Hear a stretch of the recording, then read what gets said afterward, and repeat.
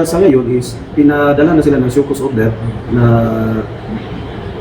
bakit hindi sila hindi bigyan ng dali ng business permit. So we will wait for the reglementary period na mabigay nila yung sagot nila, then we will decide. So dito is possibly kasi for past several years, almost more than 5 years, hindi na-comply ng prime water ang obligation nila. While applying, because they had already applied, bigyan sila ng provisional. Pero pag hindi nila overcome yung show cause order, then it will be revoked. The provisional permit can be revoked anytime.